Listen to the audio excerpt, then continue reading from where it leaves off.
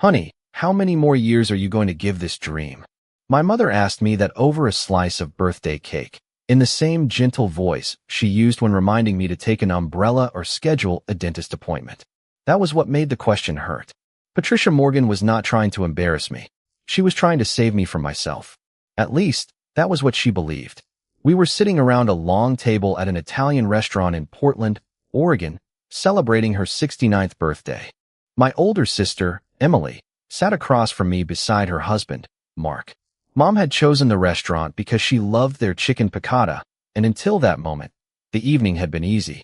We had talked about Emily's new kitchen cabinets, Mark's upcoming business trip, and the cruise Mom was considering with two friends from church.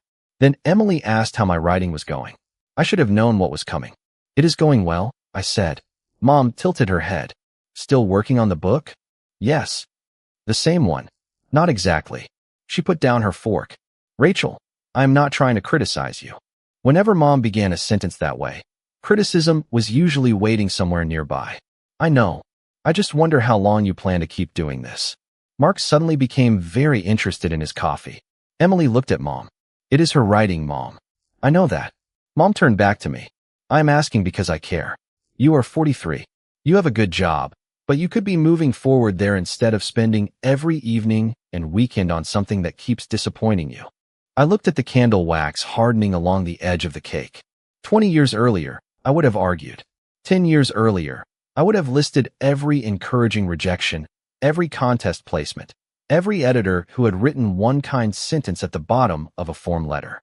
5 years earlier, I would have explained that publishing was slow, that writers needed patience, that one yes could come after 100 no's. That night, I did none of those things. As many years as it takes, I said. Mom sighed softly. Why? I met her eyes. Because I am almost there. The silence lasted maybe 2 seconds, but I felt every part of it. Emily gave me a small smile. Mark took a sip of coffee. Mom looked at me with an expression I knew too well. It was not anger. It was pity. Sweetheart, she said, you have felt that way before. I know. I just do not want you waking up one day and realizing you gave the best years of your life to something that never happened. There are sentences that sound loving until you carry them home. That was one of them. I nodded. I understand. Mom reached across the table and touched my hand. I hope you do. What she did not know was that at 7:12 that morning, while I was standing barefoot in my kitchen waiting for coffee to brew, an email had appeared on my phone. The subject line contained 4 words that made me read them 3 times. Request for full manuscript. I had submitted a query to literary agent Nathan Brooks 6 weeks earlier. I almost did not send it. By then, I had collected enough rejection emails to recognize their shape before opening them. Thank you for thinking of me. Unfortunately, not the right fit. Best of luck. I knew the language. I knew how quickly hope could turn into another archived message. But Nathan's email was different. He had read the sample pages. He wanted the entire novel. He asked whether the manuscript was still available and whether I could send it that week. I had stood in my kitchen staring at my phone while the coffee machine clicked behind me. My first instinct was to call Mom. That surprised me. After all those years, after all the careful questions and practical warnings, some part of me still wanted to hear excitement in her voice. I imagined saying, Mom, an agent wants the whole book. I imagined the pause before she answered. Then I imagined the question that would probably follow. Does that mean he is going to represent you? And I would have to say no. Not yet. Then she might ask whether it meant the book would be published. Again, no. Not yet. A full manuscript request was not a contract. It was not a book deal. It was not proof that I had finally been right. It was simply another door opening a few inches. So I did not call her. I forwarded the manuscript to Nathan before leaving for work and spent the rest of the day pretending I was not checking my email every 15 minutes. By dinner, I had told nobody. Not Emily. Not Susan Blake, the bookstore owner who had pushed me to rewrite the novel. Not even my closest friend. The secret sat quietly inside my purse while Mom questioned whether I should keep writing at all. After dinner, Emily and Mark walked ahead of us toward the parking lot. Portland rain had left the pavement shining beneath the streetlights. Mom slipped her arm through mine. You know I believe in you, she said. I almost stopped walking. There had been a time when those words would have felt completely true. When I was 12, Mom had bought me a used typewriter at a church rummage sale because I filled notebooks faster than she could buy them. She had read every story I wrote. She had once taped a page from one of them to the refrigerator and told anyone who visited that her daughter was going to write books someday. She had been the first person to believe it. Maybe that was why losing her belief had hurt more than all the rejection letters combined. "I know you love me," I said. Mom looked at me. She noticed the difference. I could tell, but she did not challenge it. She squeezed my arm. "I just want you to have a life that makes you happy." "So do I." We reached her car. I hugged her, wished her happy birthday again, and watched her drive away. Then I sat inside my own car without starting the engine. My phone was still in my purse. Nathan's email was still there. Nothing had changed since morning. Nothing had been promised. I could still be rejected next week. The manuscript could still go nowhere. For years, that uncertainty had made me feel foolish for continuing. That night, it felt different. I realized I had answered Mom truthfully. I was close. I just was not sure yet whether I was close to getting published or close to becoming the woman who no longer needed anyone else's permission to keep trying. When I was 12 years old, my mother was the first person who told me I could become a writer. That is the part people never understood when I tried to explain why her doubts hurt so much later. Patricia Morgan had not spent my childhood telling me to be practical. Back then, she was the person who made my dream feel possible. We lived in a modest 3-bedroom house on the east side of Portland, where rain seemed to last from October until spring and the kitchen windows were almost always fogged in the morning. I wrote everywhere. I wrote at the dining room table while Mom paid bills beside me. I wrote in the back seat during family trips. I wrote in spiral notebooks during lunch at school and sometimes underneath my blankets after I was supposed to be asleep. Most of my stories were terrible. I knew that now. At 12, I thought they were magnificent. There were mysterious houses, missing necklaces, girls who discovered secret passageways, and endings that usually involved someone learning an important lesson because I believed every story needed one. Mom read all of them. She never corrected my spelling first. She never asked whether writing was practical. She asked what happened next. One Saturday morning, she took Emily and me to a church rummage sale a few miles from our house. Emily found a denim jacket. Mom found an old manual typewriter sitting beneath a folding table. It was cream-colored, heavier than it looked, and missing the plastic cover from one of the keys. The woman selling it wanted $25. Mom offered $20. She carried it home herself. "What is that for?" I asked when she placed it on the dining room table. "For my writer." I still remember the sound of those words more clearly than the sound of the typewriter. My writer. Not my daughter who likes writing. Not my daughter who might become a writer someday. My writer. I spent that entire weekend typing a story I had already written by hand. The keys required so much pressure that my fingers hurt by Sunday night, but I did not care. When I finished 6 pages, Mom taped the first one to the refrigerator. Every visitor who came through our kitchen for the next month heard about it. "Rachel is writing a book," she would say. I was not writing a book. I had 6 pages about a girl who found a locked suitcase in her grandmother's attic. Mom treated those 6 pages like the beginning of something important. At 14, I entered a school writing contest and won 2nd place. Mom framed the certificate. At 16, I had a short story printed in our high school literary magazine. She bought 5 copies, even though the school gave me 1 for free. At 18, when I left for college, she packed the old typewriter into the trunk of our car, even though I told her I would probably use the computer lab. "Take it anyway," she said. "You never know when inspiration will show up." Emily used to tease me about being Mom's future famous author. I secretly loved it. Dad had left our family when I was young enough that most of my memories of him were scattered and unreliable. Mom raised Emily and me while working full-time as an office manager for a dental practice. Money was not abundant. Vacations were usually road trips. New clothes often meant waiting for a sale. Yet somehow she always found money for books. Birthdays, Christmas, good report cards, bad days. Books were her answer to almost everything. That was why I believed her when she said she would someday see my name on one. College made the dream feel less imaginary. I studied English and communications, worked part-time in the campus library, and wrote short stories late at night. I sent my first story to a literary magazine when I was 21. It came back with a rejection letter. I called Mom expecting comfort. Instead, she sounded excited. "You sent it." "Yes, and they rejected it." "That is not the important part. It feels important. Rachel, yesterday you were someone who wanted to submit a story. Today you are someone who did."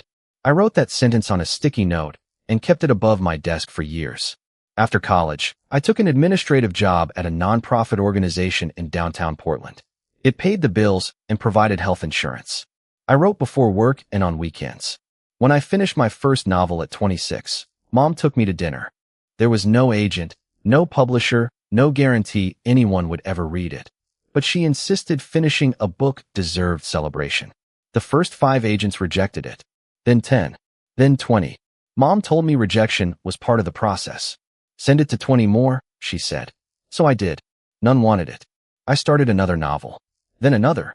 Somewhere during those years, Mom's language began changing so gradually that I did not notice at first. When I was 25, she said, when your book gets published. At 30, it became, if you get published. By 35, she had started asking whether I had considered focusing more seriously on my career at the nonprofit. Her questions were never cruel.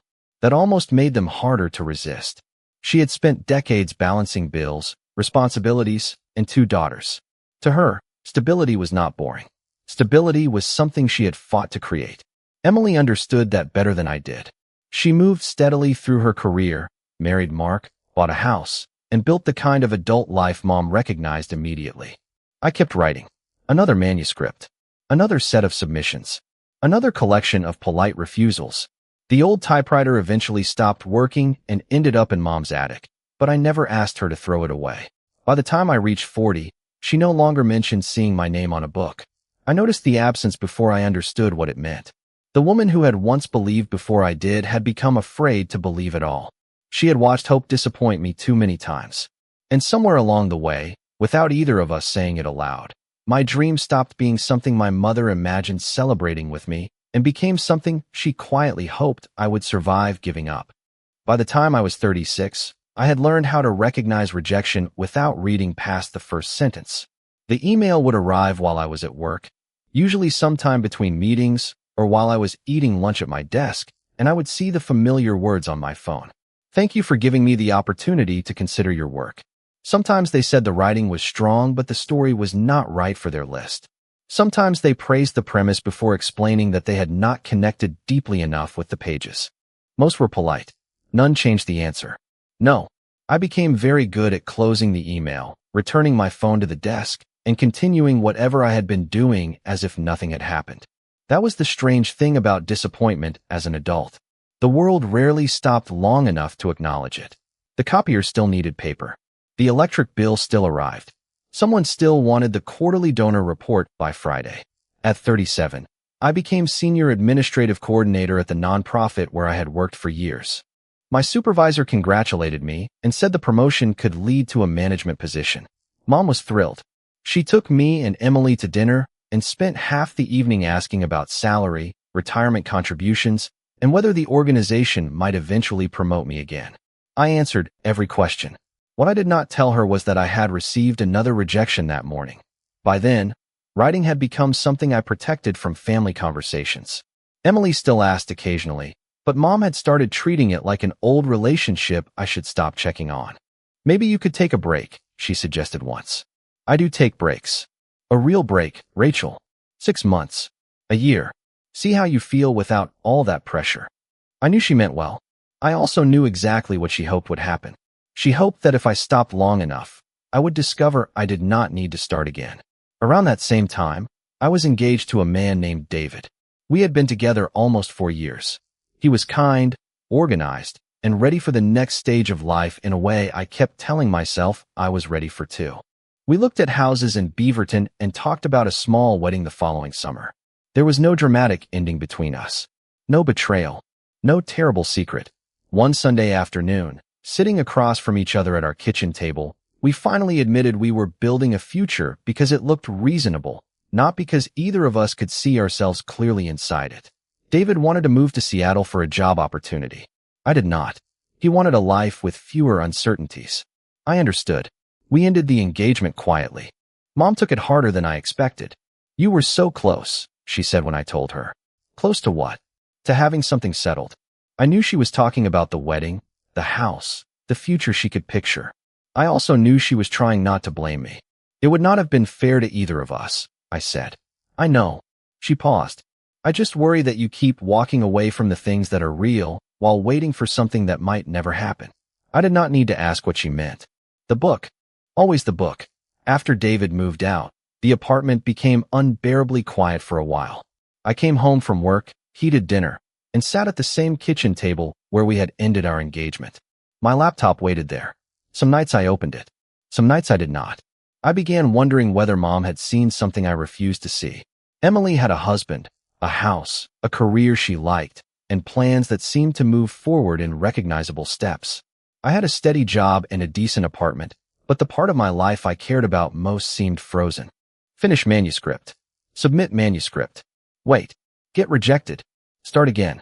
At 39, I completed another novel after nearly 3 years of work. I believed it was the best thing I had written. I sent queries to 12 agents. 3 requested additional pages. 1 requested the full manuscript. For 6 weeks, I let myself imagine that this might finally be the one. Then the email arrived on a Tuesday afternoon. The agent said she admired the writing, but did not feel strongly enough to represent the book. I read the message twice. Then I minimized the window and finished preparing notes for a staff meeting. That evening, Mom called. She wanted to know whether I was coming to Emily's house for Sunday dinner. I said yes. Then she asked how the manuscript was doing. I could have lied. Instead, I told her. There was a long silence. I am sorry, honey. It is fine. No, it is not. I waited. Rachel, how many times can you keep putting yourself through this? I looked at my laptop on the kitchen table. I do not know. Maybe that is something you need to think about. After we hung up, I sat there for almost an hour. For the first time, I did not feel angry at her. I felt tired. Maybe there was wisdom in knowing when to stop. Maybe persistence and denial looked exactly the same from the inside. Over the next year, I wrote less. I volunteered for extra projects at work. I accepted another promotion. I attended family dinners without having to defend what I was working on because I was barely working on anything. Mom relaxed around me. That hurt in a way I could not explain. The less I wrote, the less worried she became. On my 40th birthday, she gave me a leather briefcase for work. It was beautiful, practical, and more expensive than anything she usually bought. I thanked her and meant it. Later that night, after everyone left, I opened the closet looking for space to store the gift. On the floor was a cardboard box containing the manuscript that had been rejected the year before. Printed pages. Notes. Old query letters. Years of effort reduced to paper I could barely stand to look at. I carried the box into the living room and set it beside the front door. The recycling pickup was the next morning. I told myself I was finally being sensible. I went to bed expecting to feel relieved. At 6:30 the next morning, I walked into the living room and found the box exactly where I had left it. I put on my coat. I picked it up. I opened the front door.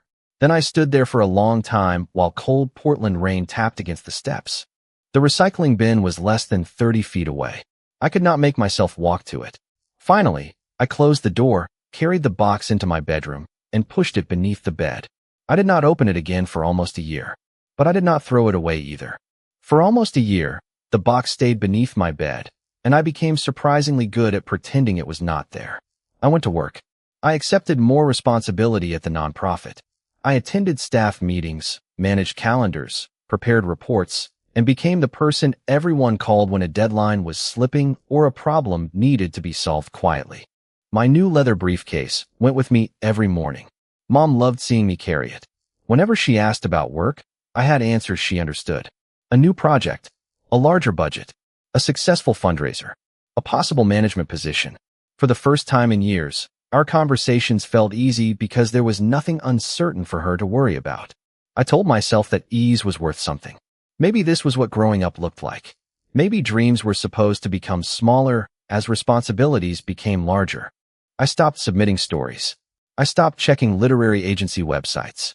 I even stopped reading publishing news because every announcement about someone else's debut novel felt like a room I had chosen to leave. The strange part was that my life did become calmer. I slept better. I spent weekends hiking with Emily or meeting friends for brunch instead of revising chapters. I reorganized my apartment. I bought a new couch. I started saving more money. Mom noticed all of it. "You seem happier," she told me one Sunday afternoon. We were sitting in Emily and Mark's backyard while Mark grilled hamburgers, and Emily showed Mom plans for replacing their kitchen cabinets. "I am less stressed," I said. Mom smiled. Sometimes that tells you something. I knew what she meant.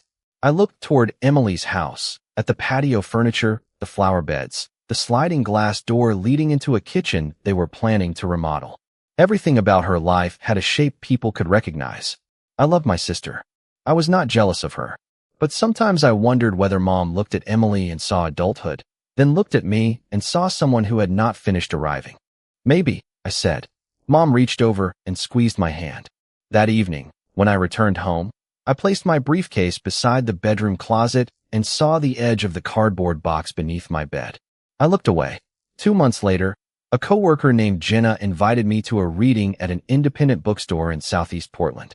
You used to write, right? She asked. The word "you" stayed with me. A little. Come with me. My cousin is reading. I almost declined, but I had no plans that Thursday evening. The bookstore was narrow and warm, with uneven wooden shelves and handwritten recommendation cards tucked beneath the books. About 30 folding chairs had been arranged near the back. A woman with short silver hair was moving between them, greeting people and adjusting a small microphone. That was Susan Blake. She owned the store. I did not know then that she would become one of the most important people in my life. After the scheduled readers finished, Susan announced an open reading. Anyone could share up to 5 minutes of original work. Jenna immediately turned toward me. No, I did not say anything. Your face did. You should read. I did not bring anything. Jenna pointed at my purse. You have your phone. I laughed. Absolutely not. Then Susan asked again whether anyone wanted the final slot. My heart started beating faster for no sensible reason. I had not read my work aloud in years. I opened my phone and found an old document containing the first chapter of the manuscript beneath my bed. My thumb hovered over it. Go, Jenna whispered.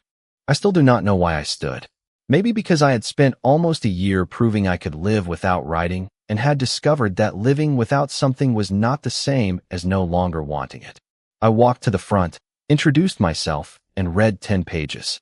My voice shook through the first few sentences. Then something familiar returned. The room disappeared.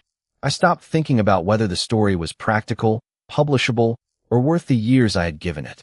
I simply read. When I finished, people applauded politely. I returned to my chair feeling embarrassed and strangely awake. Afterward, while Jenna talked with her cousin, Susan approached me. Rachel. Yes. Is that from a novel? An old one. Finished. Technically. She smiled. That sounds dangerous. What does? Calling a finished novel old when you still carry 10 pages of it on your phone. I laughed. It was rejected. How many times? Enough. That is not a number. I stopped counting. Susan nodded as if rejection were an ordinary piece of information. She did not tell me I was brilliant. She did not say I deserved to be published. She asked, what happens after the scene you read? I explained briefly. Then she asked what happened after that. 5 minutes later, I realized she was still listening. Why are you asking? I said. Susan shrugged. Because I wanted to know what happened next. That sentence followed me all the way home. It was the same question Mom used to ask when I was 12. Not whether the story could sell. Not whether it was realistic to keep writing. What happened next? I sat on the edge of my bed without turning on the television. The apartment was quiet. Eventually, I knelt and pulled out the cardboard box. Dust had collected along the top. I opened it. The manuscript was exactly as I remembered it. Hundreds of printed pages covered with old notes. Rejection letters were tucked into a folder beside them. I picked up the first chapter and began reading. 10 pages became 20. 20 became 50. By midnight, I understood something I had been too disappointed to see before. The book had problems. Real ones. The middle dragged. One character disappeared for almost 100 pages without explanation. The ending tried too hard to be meaningful. I could see why agents had stopped reading. Strangely, that realization did not defeat me. It relieved me. A bad draft was not a verdict. It was work. The next morning, I bought a new notebook on my way to the office. That evening, I wrote one sentence across the first page. Start again. I did not tell Mom. I did not tell Emily. I did not even tell Susan. I opened a blank document and began rewriting the novel from the first line. For the first time in years, I was not trying to prove that the old book deserved another chance. I was giving myself one. I did not tell anyone that I had started writing again, because saying it out loud would have turned it into something I had to defend. For the first few weeks, I gave myself one rule. 500 words before bed. It did not matter whether they were good. It did not matter whether I kept them the next morning. I only had to show up. Most weekdays, I came home from the nonprofit around 6, changed clothes, heated something simple for dinner, and opened my laptop at the kitchen table. At first, every sentence felt stiff. I kept comparing the new pages with the old manuscript, as if the woman who had written it years earlier were watching over my shoulder. Then I remembered what Susan had said without actually saying it. She had wanted to know what happened next. That was all. So I stopped trying to sound like someone who deserved to be published and started trying to make her turn the page. Within a month, 500 words became 800. Some Saturdays, I wrote for 4 hours at a coffee shop on Hawthorne Boulevard, buying a second cup of coffee mostly because I felt guilty occupying the table for so long. On Sundays, I sometimes worked at the public library, where nobody cared how many times I deleted the same paragraph. The cardboard box stayed open beside my desk at home. I used the old manuscript for reference, but less and less as the months passed. Characters changed. Entire chapters disappeared. A minor character became central to the story. The ending I had once thought was profound suddenly felt false, so I deleted nearly 40 pages and started that section again. 6 months after the bookstore reading, I had rewritten more than half the novel. Nobody in my family knew. Mom noticed that I was less available on weekends. Busy at work? She asked during one of our Sunday calls. A little. It was not exactly a lie. I was busy. I simply did not tell her with what. At Emily's house one evening, Mom mentioned that my nonprofit was hiring for a department manager. You should apply, she said. It would be a good step. I saw the posting. Are you going to? I have not decided. She looked surprised. Why not? Emily glanced at me from across the kitchen. She knew that expression. It was the one Mom wore when she had already solved a problem and could not understand why the rest of us had not accepted the solution. It is more money, Mom continued. And you are already doing half the work. I know. Then what is there to decide? I took a sip of water. Whether I want the job. Mom paused. Of course you want the job. It is a promotion. I almost smiled. Those are not always the same thing. She did not argue, but I could see the concern return to her face. That night, Emily followed me to my car. You are writing again, are you not? I stopped with my hand on the door. Why would you think that? Because you have that look. What look? The one where Mom asks you a simple question and you act like she asked you to explain the meaning of life. I laughed. Maybe. Emily folded her arms. Is it the old book? Not anymore. She waited. I sighed. I am rewriting it. How much? Almost 70,000 words. Her eyes widened. Rachel, do not tell Mom. Why? Because I am not ready to have the conversation. Emily studied me for a second, then nodded. Fine. Really? Yes. But for what it is worth, I am glad. I drove home feeling lighter. One person knew, and the world had not collapsed. A few weeks later, I returned to Susan's bookstore for another reading. I had not spoken to her since the night she asked about my story. After the event, I found her stacking chairs. Do you remember me? I asked. She looked up. 10 pages. I laughed. That is what you remember? I remember wanting page 11. I told her I had rewritten most of the novel. Susan put down the chair. Because of what I said? Partly. Then I hope it is better advice than I usually give. You did not give advice. Good. Advice is dangerous. I told her about the old manuscript, the box, and the year I had stopped writing. She listened without interrupting. When I finished, she said, Can I tell you what I liked about those pages? I nodded. I forgot I was supposed to be evaluating them. That stayed with me. Not talented. Not brilliant. Not publishable. She had simply forgotten to judge. Over the next several months, Susan became my first reader. I sent her chapters in batches. She was direct when something did not work. I do not believe her here, she wrote once in the margin. Another time she crossed out an entire page and wrote, You already said this better 2 chapters ago. I trusted her because she never tried to protect me from the work. 11 months after I began again, I typed the final sentence shortly after midnight.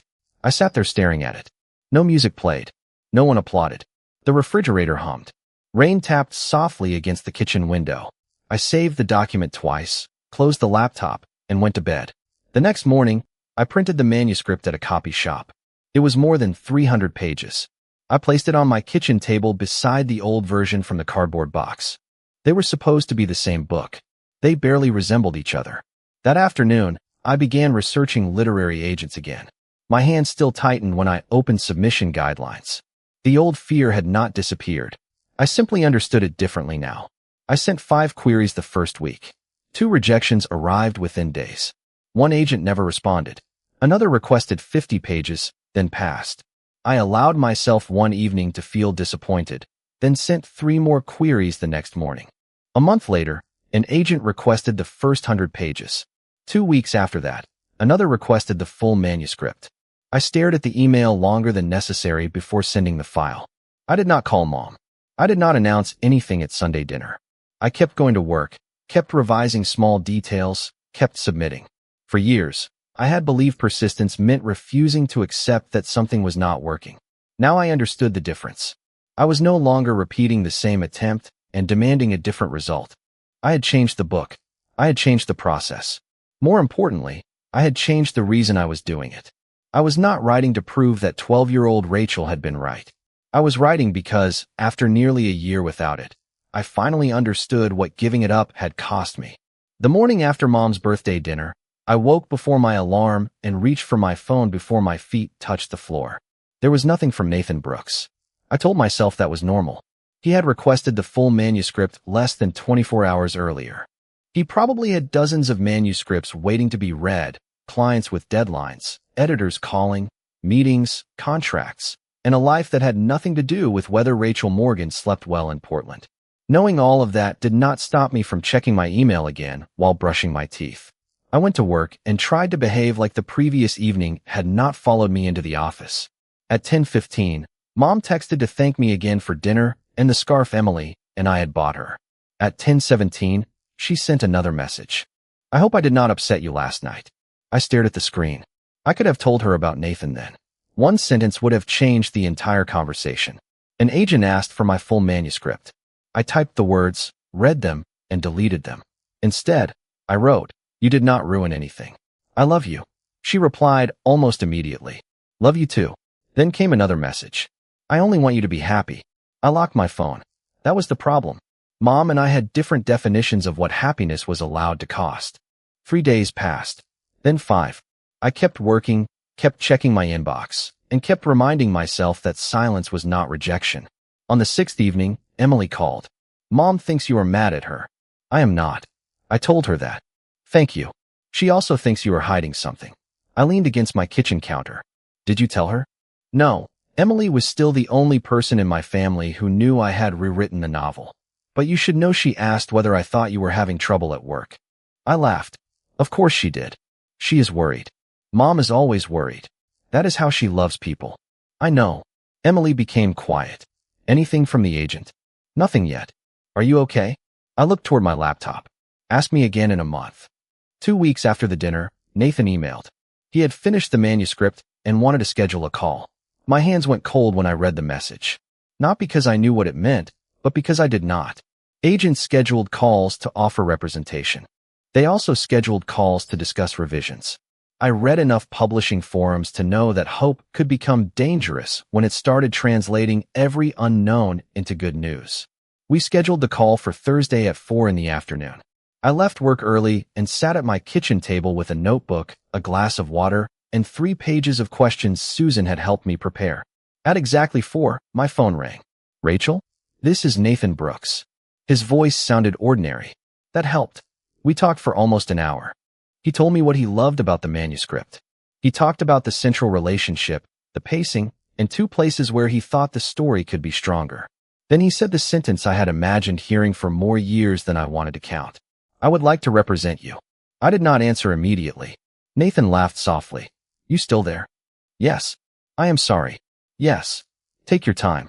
You do not have to decide today." I looked down at my notebook. I had written questions for agent across the top in capital letters. Suddenly, I could barely read my own handwriting. "Thank you," I said. "That means more than you probably realize." "I have some idea." After the call, I sat at the table without moving. For 20 years, I had imagined that moment as something enormous. I thought I would cry or shout or call everyone I knew. Instead, the apartment looked exactly the same. A coffee mug sat in the sink. A grocery list was attached to the refrigerator. Rain streaked the window above the counter. My life had changed, but the room had not received the news yet. I called Susan first. He offered representation. She was silent for half a second. Then she said, "Good." I laughed. "Good. What do you want me to do, Faint?" "A little enthusiasm would be nice." "Rachel, I am thrilled.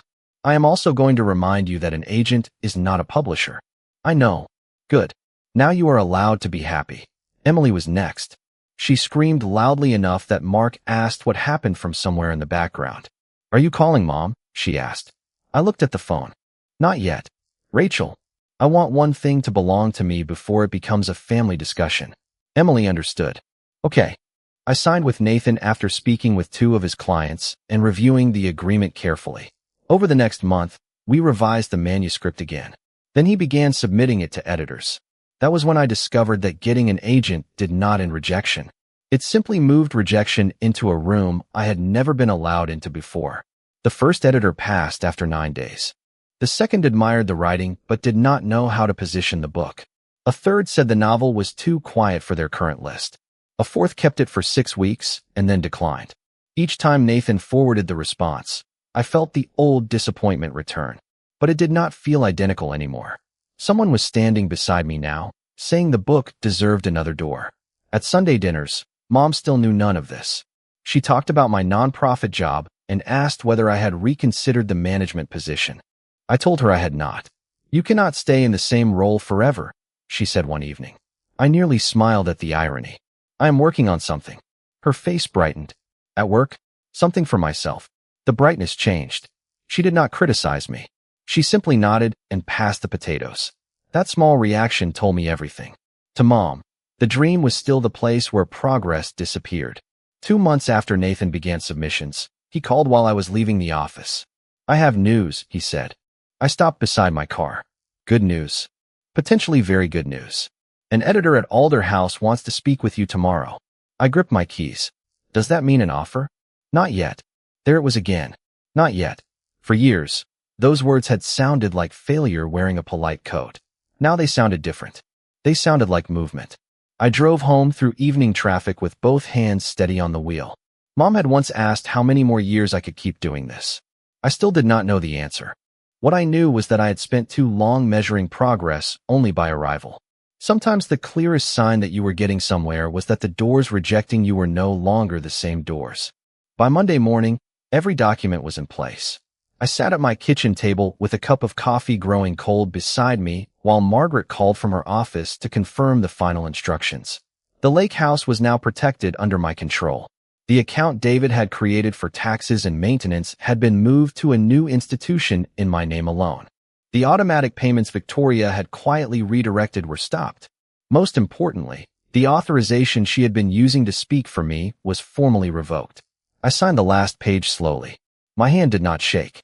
2 years earlier, I would have been frightened by paperwork like this. I would have worried about upsetting David, embarrassing Victoria, or making a family disagreement worse. That morning, I worried about none of those things. I was not taking anything from them. I was simply closing doors they never had the right to open. Margaret told me the changes would begin appearing almost immediately. She was right. At 11:17, my phone rang. "Victoria." I watched her name glow on the screen until the call ended. 30 seconds later, she called again. Then came a text asking whether I had spoken to the bank.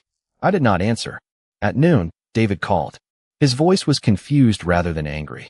"Mom, Victoria says there is some problem with the lake house account. Do you know anything about it?" I looked through the window toward the water. Sunlight moved across the lake in narrow silver lines. "I am taking care of my affairs," I said. There was a pause. "What does that mean?" "Exactly what I said, honey." He waited for more. I gave him nothing. After we hung up, I made myself a turkey sandwich and ate it on the screen porch. For the first time since this began, silence did not feel like weakness. It felt like a locked door. By 3 o'clock, Victoria had left 4 messages. Her tone changed with each one. First she sounded concerned, then confused, then offended. By the 4th message, the polished sweetness was gone. She wanted to know why her access had disappeared and why the property management company would no longer accept instructions from her. I deleted none of the messages. Margaret had told me to save everything. So I did. The next morning brought another surprise for Victoria. The insurance company confirmed that all correspondence concerning the property would come directly to me. The county records office acknowledged the corrected mailing address. The accountant who had unknowingly been receiving instructions through Victoria was informed that only I could approve expenses connected to my property. One by one, the little pathway she had built into my life went dark. No accusations. No public scene. Just doors closing. That afternoon, David appeared at the lake house. I saw his car from the porch and watched him sit behind the wheel for almost a minute before coming inside. He looked tired. "Mom, what is happening?" he asked. I poured him coffee. "Sit down." He remained standing. "Victoria says you were trying to punish her." I almost smiled at that. "Did she tell you what I took from her?" He frowned. "What do you mean?" "If I took something from her, David, she should be able to tell you what belonged to her." He opened his mouth, then stopped. I could see the thoughts settling into place. The house had been intended for me. The money had been intended for me. The authority Victoria had exercised had never truly belonged to her. She said she was handling things for you. Did I ever ask her to? He looked down at his coffee. "I do not know." "You should." I did not raise my voice. I did not show him the folder beside my chair. Not yet. Part 9 was not about explaining. It was about allowing consequences to ask questions that I had been too trusting to ask myself. David finally sat across from me.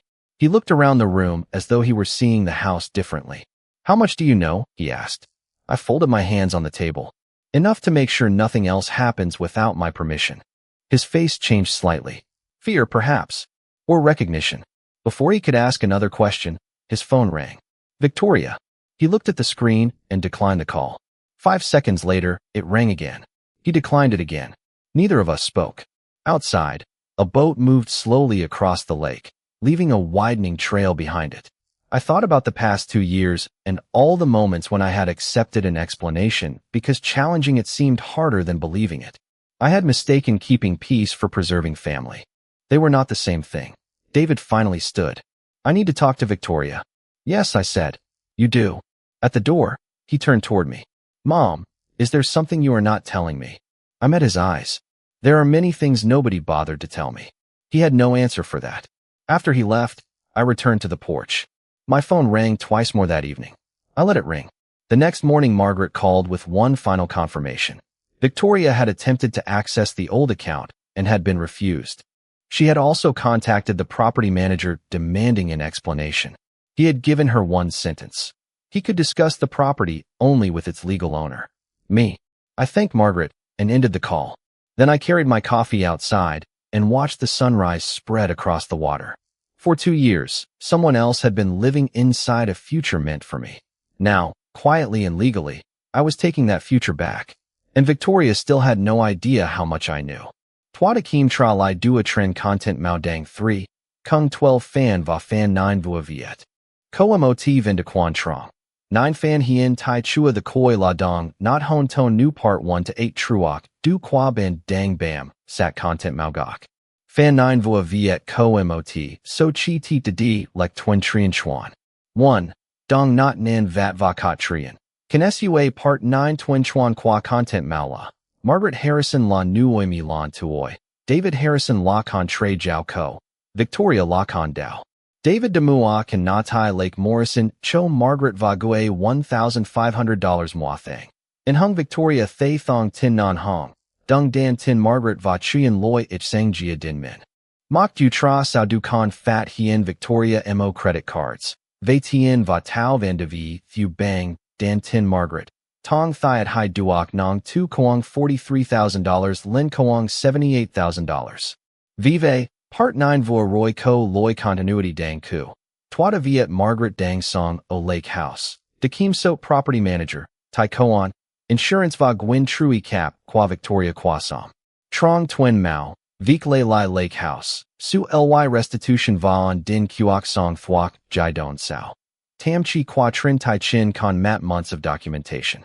Noi Non Gon, Nan Vat Dung, Motif Dung, and Hung Thursday to Su Kien Qua Part 9 Shua Chuk Dung Voi Part 8 Ma Ban Dang Dung. 2. Yelimbi, Ko, and Hung Chua Dat Muc Tot Not New Yelimbi Ban Dang Dung Theonia, Emotional Logic Plus Narrative Bridge, T Part 9 Ko Ka, Tato Cap, Du Noi Tai. Margaret Kong. Neen Tro Ton Nuoi Tik Tra Thursday. Ba chuyen tu by dong sang kim so bang jiri tu, su im lang va ran gioi. Du nai fu hop, ky thuit de training. Cam suk kong noi tang. Fan song ben tin, dung han dong thay vi la het. Vidu kak nip nu. I was simply closing doors they never had the right to open. Va vik Margaret de dine thoi rio ma kong tra loi rat dung tin then com power shift. In hung narrative bridge 2 part 8 part 9 dang you. V part 9 mac, din hung lot vik fap, ly da hon tap ma chuacho, thay du ka, noi, thoi john va Thursday tuc. Twa cham fan nai koang, yellenby 7 out of 10. Emotional logic tot. Narrative bridge can sua. 3. Kohan dong chua tuk ti ko. Dm dang sua not la. The lake house was now protected under my control. Va chui non hong property manager insurance county records accountant gon nu hon tan trong koang mot den hai gay. Doi voi mot vu ko identity theft, forged documents, fraudulent accounts va van de thu. Tak du nai hoi qua thuan loi. Chin content mao kung zak din qua trin restitution fuk tap, vacan months of documentation. Nguai ra. Victoria had attempted to access the old account and had been refused. Chi teet nai kan zak din Victoria dang ko trui cap, loi tai koan now va dua trin gwin gi. New authorization to buy revoked. Hop ly han la non hong tu choi jiao dike, hoke tu choi kung cap thong tin. Thay vmo ta chung la access the account. Mot van de lan han la content mao cho thay den jai don nai vu vik de du nium trong de lin quan den law enforcement. Kong don thuan la Margaret, em tam doi gwen trui cap. Du. Nu 1 to 8 qua chung ta dang di theo mao nai. Part 9 phi thien v legal investigation plus documentation plus controlled counteraction. Chu chua, nun bien Margaret tan nuoida, hon ton kim sot lake house. 4. Timeline can qua li timeline chuan ninju. Thanksgiving David hoi ve lake house fat hien tai koan jia fat, hien dia chi jia trui, ho so fat hien fraud lon han lawyer, / investigation, Lake Morrison confrontation legal consequences restitution Margaret Lay, Lai Lake House How Trian. De la Duong de logic rat ro trong content mao. Part 9 Vua Viet Co Cam Giac Deny 2 investigation Sang Gon restitution / recovery. Lam Mat Mot Tang, Chow Treo Quan Trong. De la Loi Tua Kuyen Phi Sua Truoc Kai Viet Part 10. 5. English grammar va American voiceover Fan 9 Nin Chung, Dung, Ngu Fap, Tiang on my va Ka Tu Nien. Kong Ko Loi Nium Trong Keen Nuoi My Thay Nu Ban Dike Mai. Mot So Ka Tam Chi Rat Hop voiceover. No accusations. No public scene. Just doors closing. I had mistaken keeping peace for preserving family. They were not the same thing. There are many things nobody bothered to tell me. Nip Non, Ro, De Doc Bang AI Voice Va Fu Hop Tai Lu Training Ve Ka Don. Kim Che Cam Suck Va Show Don't Tell. Tai Lu Training Kung Nin Man Jong Goi Thursday Not. Ben Tin. Kong Bai Lai Va Dung and Hung Han Dong No to the Hien Chuyen Bien Gwen Luke. Tai Nien Ko Mot Loi Rat Ro Kan Loi Bo. Part 9 was not about explaining. Ka Nai La Meta Narration. Nan Vat Trong Ka Chuyen Kong Nin Beat Min Dang O Part 9. No Fa Immersion Va Tre Yu Ka Noi Dung Voiceover Thuan Tui. Nin Thay Bang Mot Ka Trong the Gioi Truyen. Chong Han. This was not the moment for explanations. It was the moment to let consequences speak for themselves. Ket Luan Nu Cham Riang Part 9. Hang Muc Dan Jia, Nan Vat 9/10 Jong, Kuyu 60 plus 9/10 English My 9/10 voiceover friendliness 9/10 emotional logic 9, out of 10 narrative bridge 6, out of 10 timeline 6, out of 10 tuk te fap, ly / taichin 6. 5 out of 10 dung 10 then dang 3 and 8/10 ket luan quan trong not. Chua nin dung part, 9 hien tai lam ban final. Van fong va tiang on. In hung continuity, / timeline dang che and han han kat trian. Vaka, part 9, was not about explaining, bat byuk nin bo. De kim din tone bo part 1 to 9 to et doi, twakan chin noi dung part 1 to 8 to duok tau trong fin lam vik nai. Fa library hien tim, thay tai lu mao chu chua, travibo 8 fan de viet riang qua ka chien. Vive twa kong nin kang din rang ca 9 fan hon tone, dong not kai chua doi chu, duok ngwen, then 1 to 8. An elderly mother discovers that the home and financial security meant for her have been quietly controlled by her daughter-in-law. turning trust into betrayal.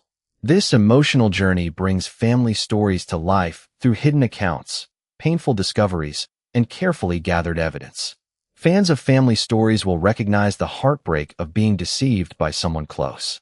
As secrets surface, family stories reveal how dignity can survive manipulation. Instead of seeking revenge, the elderly mother calmly protects what belongs to her.